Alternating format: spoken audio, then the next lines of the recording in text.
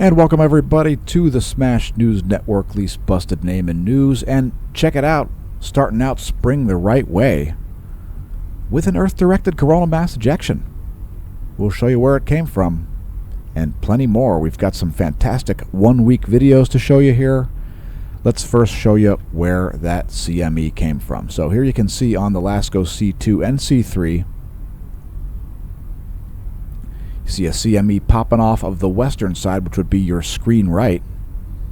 It does show up a little bit better on the George Mason University difference imagery. Let's stick with that. That's not half bad. Yeah, so big CME there, and we saw some major movement on the Earth-facing side of the solar disk, so we can only assume that it is earthly directed. Here's where it came from. It is right in this area down here at about 1800 Universal Time. Right in here you see that filament eject, and it did not look like it collapsed back down. So again, expecting that to be an earthly directed coronal mass ejection. Is it going to end civilization? Well, certainly not, but it could cause a significant geomagnetic storm. It was very earthly facing, so even though we see a lot of ejecta there out of the west, I suspect a large portion of that ejecta will strike Earth. Now we're showing some one-week videos here. This is going to be a pretty quick video today, folks. Yeah, kicking off spring the right way. Welcome to spring. It was a long winter for a lot of people. Anyway, that's the past week. The SDO magnetogram for the past week.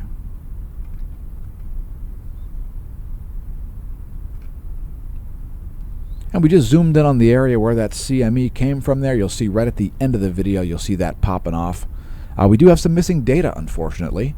But, hey, you got to deal with it. Here are some more week videos. That is the past week, showing the LASCO C3 and C2. And, folks, important thing to understand about solar cycle 25 is that we are expecting to see lots of activity on the downslope. So the peak of the solar cycle, solar maximum, came right about when we forecasted for a solid 18 months ahead of schedule. That's the forecast came from 18 months ahead of schedule. And yeah, solar maximum came just about when we expected it to.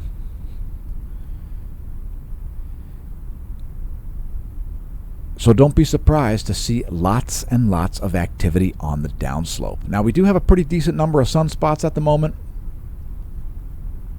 Still over 150 sunspots, but they've been fairly inactive. Not a whole lot of flaring, but remember folks, you don't need sunspots or solar flares for coronal mass ejections to pop off. So there's a week. That's difference imagery in 193 angstrom 60-minute running difference and 304 angstroms. We'll also show the house favorite all by itself. There's the past week in 171 angstroms.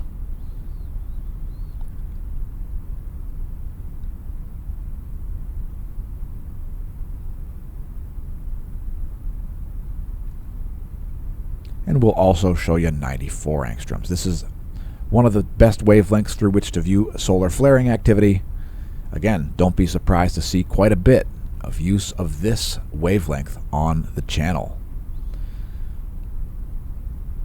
So anyway, we're back. Expect regular videos coming out. A little bit about the state of the channel. Got burned out last year and had some priorities. And yeah, so stop putting out the daily videos. Expect continued content about space weather, astronomy, cosmology, general science, and don't forget the videos about cycling. So you'll see plenty of that, and you'll see plenty of this moving forward. The channel's back. Thanks to all the kind words for everybody who has encouraged us to come back. Anyway, it's about time for me to head out. I've been your host, Dan, a.k.a. Smash-O-Mash, signing off from the Smash News Network, least busted name in news. Thanks for tuning in. We'll see you soon. And in the meantime, may that solar wind be at your back.